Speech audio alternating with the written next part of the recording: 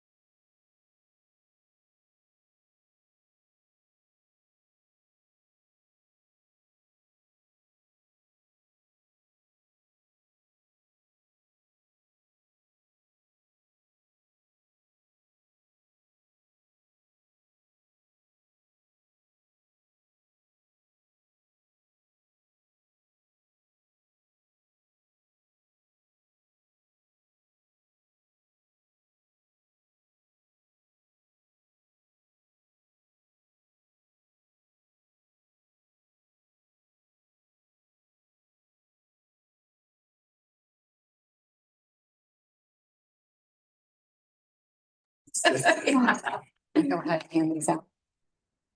All right, we can go through our logistical items before we have Sebco at 10 a.m. Motion to certify the record of proceedings for February 25th, 2025. So moved. Second, Commissioner Vero, Yes. Mears. Yes. Commissioner Banks. yes, Motion to approve requisitions. Commissioner Vero, Yes.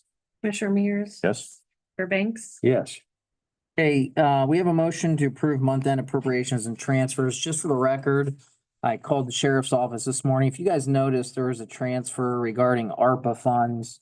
So I called Jill because obviously, you know, ARPA funds have guidelines and they had to be appropriated by the end of last year. Actually, this is the process of returning monies that didn't get used, not in a bad way. It's just they didn't, according to Jill, they had estimated for overtime and benefits, and you know, with this, all the staffing they have, they just didn't go up to that amount. So this wasn't the sheriff's office not utilizing the funds. So they will be returning those monies, but the ARPA guidelines are being complied with. So I'll ask for that motion. So moved. move second, Commissioner Vero, Yes. Yes. Banks. yes, All right, next up, we have a request from our JFS Director Lori Bedson for a promotion of an employee, which is a good thing. I did call Lori this morning. As you guys know, our wage scale manual has some guidelines related to promotion. The guidelines read, in the event of a promotion, an employee shall be brought up to the min his or her pay scale or a 5% promotion. If there's a request to increase compensation beyond what those two guidelines say, the director, meaning Lori, must provide an explanation to the board. So I called Lori for the explanation. Simply put, Heather does an outstanding job. If you recall, she was in that position related to supervising collective bargaining unit members. So she was already somewhat through the scale, and she has 19 years of experience. So Lori felt that a promotion to the midpoint, which was just another $150 or so, would be justifiable. And I certainly thought that was reasonable. So I'll ask for that motion that we promote Heather Mosley to the position of Social Program Administrator E&T, effective March 13th at a pay rate of $31.61. so move, Second. Commissioner Mears. Yes. Commissioner Banks. yes, All right, next up, we have utility permit applications, all from AEP. Man, they're busy. They're all pole replacements, so we can do these all at once. The pole replacements will be on Rock Road, Noble Road, Angie's 5 Points Road, Baseline Road, and Bowman Road. They're also going to be adjusting the height of wires, so they're gonna be busy. And we have a motion to approve all 5 of those. So moved. second, Vero, Yes. Mears. Yes. Banks. Mr. Gray, any questions? This- Questions? We have an appointment? At 10, so I have to recess. Oh, okay. It's in with everything else. up above it. Sure. Wait, what do you? Is what I'm looking at. Are you? Oh, good move. Yeah, no, you're right. Thank you, Cliff. I had crossed it out. Yes. So we have a vacancy on the Children's Services Board. Thank you. We have a vacancy. We had an individual due to employment have to step down. Her term is up at the end of this year. So I reached out to someone I know who has an outstanding business background. His name is Fred Schuster, Richland County resident. He is the Chief Operating Officer at ArcelorMittal Tubular Products. And when I say tubular products, that's not just Shelby and Marion. There are divisions in Canada and Mexico. So this is someone with a vast experience of working with people and managing operations. I asked him about his schedule. He asked about the commitment. He said he doesn't have to travel enough where he would miss any appointments, and he would be very eager to serve, as Fred's always looking to get involved. So I would ask for a motion that we appoint Mr. Fred Schuster to fill the remainder of the Richland County Children's Services Board. So Go ahead, I will make that motion. and I'll second it. Commissioner Vero, Yes. Commissioner Mears. Yes. Commissioner Banks. Yes. Got it. All right, now any questions? Okay, well, as we know, you can never start early on a public agenda. You can start late, so we're gonna have to recess until 10 a.m. Welcome to Richland County.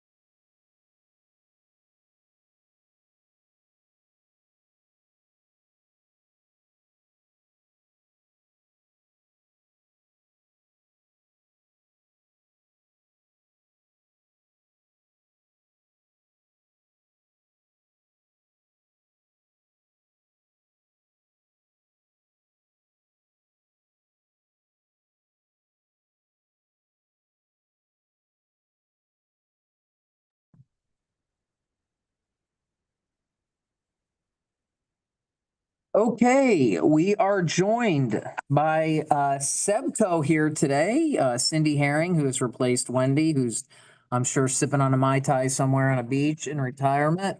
We also have our friends from HR and Central Purchasing and Rachel Troyer and Jenny Phelps and the world's best public HR director, Kelly Christensen back there. So I say public because my wife's an HR director in the private sector. So in case anyone ever listens to that, which I doubt, I don't want my wife saying that she's not the best. So, Or all right. Cindy, talk to us about the ever fun world of healthcare. all right. Well, first, my apologies for last week. Questionable ice conditions. I did have to reschedule this week. So my apologies. I'm happy to be here today since the temperatures are in the 40s. As I mentioned earlier, initially we were going to go over third quarter. We have fourth quarter available. So I went ahead and did the summary on fourth quarter. I'm not sure how these were presented to you in the past. So that front sheet on the packet is the summary sheet. Kind of gives you a snapshot, broad snapshot of where you're at this fourth quarter. Everything behind there is supporting documentation for this summary. So that being said, first and second sheet will show you Okay, which packet are we looking at? What series of dates? January through December, fourth quarter. Okay, so not the October 23. So- Okay, that's your third quarter. Right, okay. So Richland County had an overall loss ratio of 102.3 last 12 months. You can see on that second page report, had paid claims at 10.9 million. You had billed premium at 10.6 million. So you can see you're running a little above premium amounts for your claims. Standard It's all over the place. Just a, benchmark, there's, so there should be a benchmark column. yeah, there's some, Subco overall, how other counties come out again, it just all over. really depends on your high claims and your claimants. Keep in mind that anything prior to June 2024 will drop off, as we go through before renewals is what I mean by that. You've got 1, 2, 3, 4, 5, 6 months on there that will drop. And we'll keep adding months to it as we go. So if you flip over to the next page, you actually had 8 claimants that exceeded your pooling point. So they were high dollar claims. Your pooling point set at $150,000. That means to you is that the difference of that 150,000 to your full claim amounts of 1.2 million will be removed from your claims experience. So you only pay the first 150,000 for each of those claims listed. Isn't it crazy to say only pay $150,000? Well, when you look at I know. for Right. $2.5 million, I mean, dropped 1.2, almost 1.3. Right. So that brings your net loss ratio down to 91%. So it helps you out considerably. Just flipping back to the next page, got your medical and your prescription summaries here. The medical claims, prior period, you were at 8.2. They should be highlighted to help you follow along a little bit. Current period dropped down to 7.9, so that's a decrease of 4.3. Prescription costs were at my eyes are bad, 2.8. They did go to 2.9, so a 4.8% increase. And then overall from 11.1 to 10.8, you're in a decrease overall of 2%. You know what? We'll get to that in a Oh, little okay, bit. perfect, Yep. Each page that we look at has a page behind it that Right. information. I'm not really going to go that deep into it. If you have questions or there's things you want to look at, feel free to let me know. So we're going to go 2 pages back to the inpatient facility.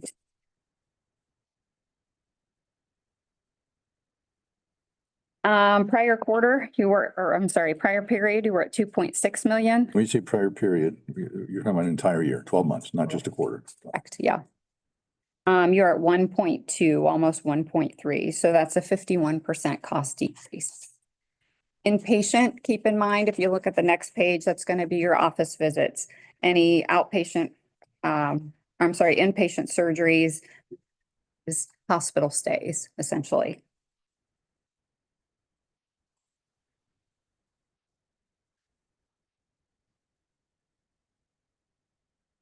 And then if you go back one more from that listing of what inpatient encompasses, you've got your outpatient utilization.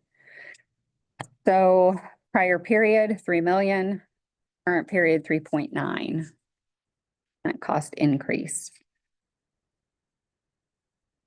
I'm looking at the sheet behind that. You're looking at these emergency room, radiology, labs, those types of things all fall under that outpatient umbrella.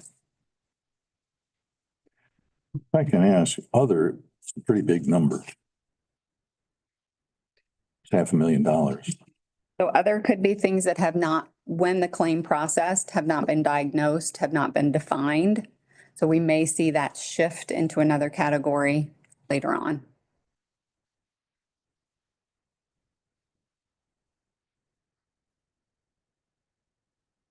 And then you've got your professional charges, prior period 2.5, current period 2.6. So you're looking at a 3.9% increase. And these are your office visits, preventive visits, which you want to see those on your reports. You do want to see your folks are going in for their preventive care, meeting with that PCP, establishing a relationship there. If you go back 2 periods, it's pretty significant. Are we looking at, I'm looking at period 2 to current period. on, Instead of 2, It was 1.9. oh, we're on this one.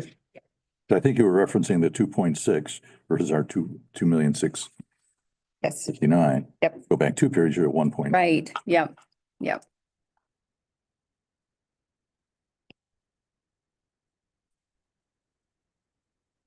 And then you have a report that shows you your utilization by top 25 providers. This just gives you a snapshot of where your folks are getting their care.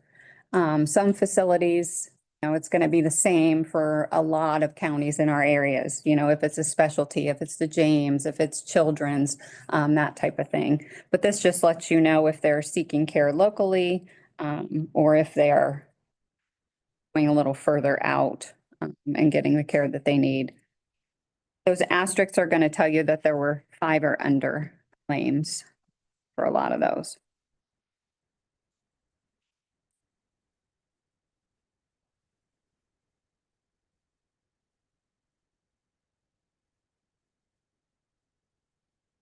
See, we got Children's Hospital in several different places, but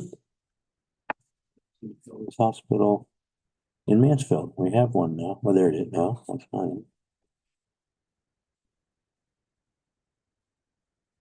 And usually they wouldn't go to, I don't know what maybe they don't do everything out here. Right. I think that it's just like that, isn't it? Like a walk-in. It's an urgent care in a doctor's office, so these would be, I take it, because obviously they can't do everything there. Yes. They have the behavioral health now, pediatric behavioral health, that big center next to it, so Senator Romanchuk was big and working on getting us sets.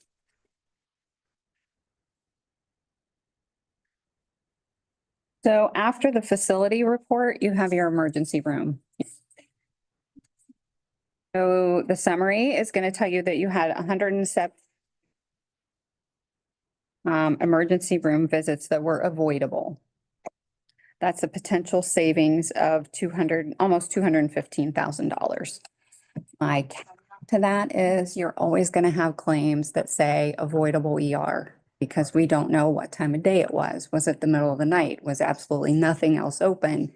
Was my kid screaming in pain, and then you took them in and you found out it wasn't critical. You're always going to have those. What you want to educate employees on is the different avenues that we have for care, first being your PCP, our Live Health Online program, the Minute Clinic and Take Care clinics that have care available, your urgent care. then the ER, so that if anyone is utilizing the ER, PCP, instead of having their own doctor, may get them away from that a little bit, letting them know what other avenues there are. Questions over that one? Well, obviously, we don't, those people Right, yep. Right, last to the whole community. yep. And every county will inevitably have folks that just use the ER for their care. And on the flip side of that too, I don't want to drone on about this too much, but I could go to the ER with chest pains, which would be the right place to go for that condition. And, you know, hours later, when I get to go home, find out that I had an indigestion. My symptom, I went to the right place, you know, when they processed that, it was avoidable. So just some things to keep in mind. We're not going to get away from it totally with that. How would you know? Right, yeah. We should I'm not gonna go to the Minute Clinic and sign in if my chest hurts. And it's better safe than sorry. Absolutely. The clinic would look at you and say, "You need this number." Absolutely, yeah. So just some thoughts on that one. It bothers me somewhat that they say your potential savings is, you know, X amount. Some of that, sure, but you're not gonna avoid all of it. So your next sheet is diving into the prescription program. So 86.3% of prescriptions being filled are generics, and that's a good thing. We like to see that. The name brand drugs, the cost of the name brand drugs of the almost $3 million total is 91% of the cost. Yeah, so you're looking at 2.7 of that, almost 3 mil being name brand drugs.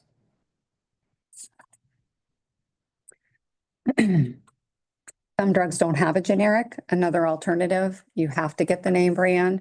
Some drugs don't work the same. Name brand drugs don't work the same as a generic and vice versa, so folks have to be on those. The commercials on TV don't help us out at all, you know? You watch TV and you think, I have that. And then you want that prescription. So that's where they kind of fall into play.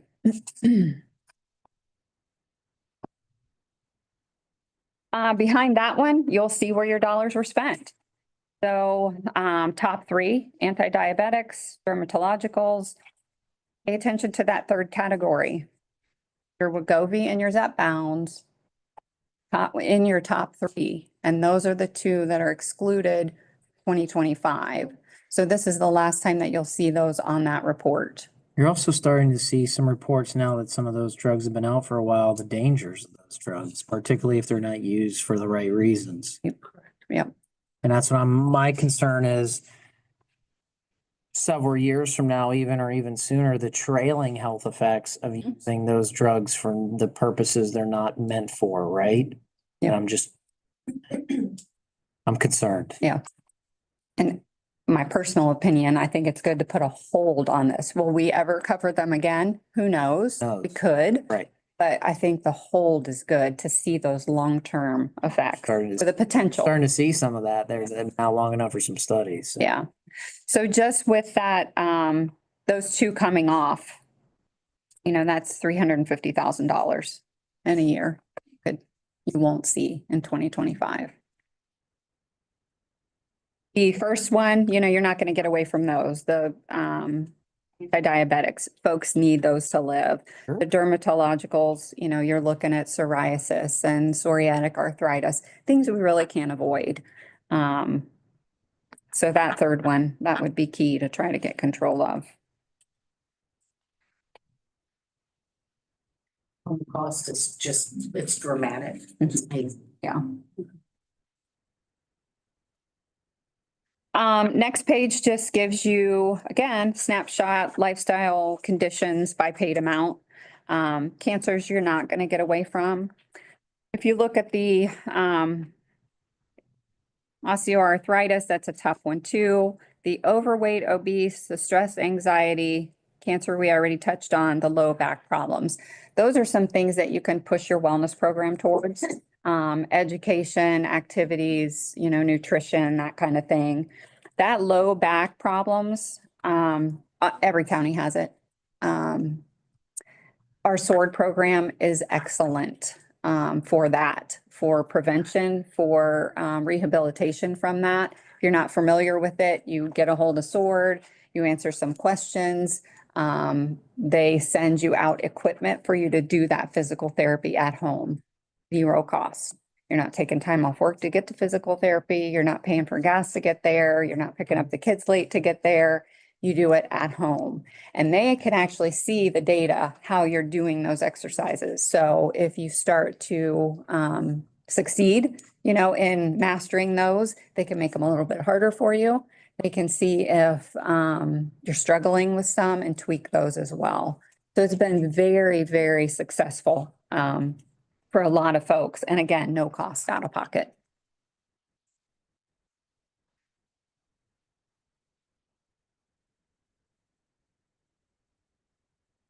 Anything that we want to look a little further into or talk about or questions?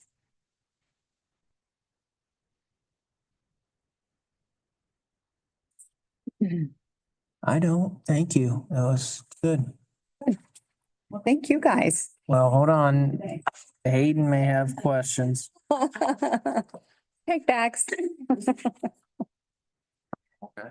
You're okay? Yeah, Question? numbers, lots of numbers. There are a lot of numbers.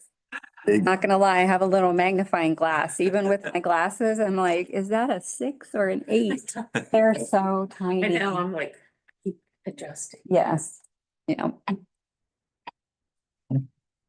Okay, well, thank you very much for taking the trek to Richland County. Absolutely. I will scan this and some good news there and some costs going down. Maybe that'll show in our premiums moving forward. So, Well, I will give you a heads up, nothing formal. But trend is up as far as everywhere, but as far as medical costs, that kind of thing. So we're just kind of putting it out there that, And this is, you get Subco bids, correct? yes, Okay. yeah, that's already in process. good. Yep. So We're hoping, I think we're right now from for, 102 to 91. I hope we get a little better. But again, Not raise so much. All right. thank you. Oh, thank you guys. You have a wonderful day. Okay. We are not done for the day. We have an executive session scheduled, so at this time, I will ask that we have a motion that we go into executive session for discipline of a public employee. So move. Second. Commissioner Vero, Yes. Commissioner Mears. Yes. Commissioner Banks. Yes. Thanks, Cindy. Thank you so much, Cindy. Have a good one. Thanks.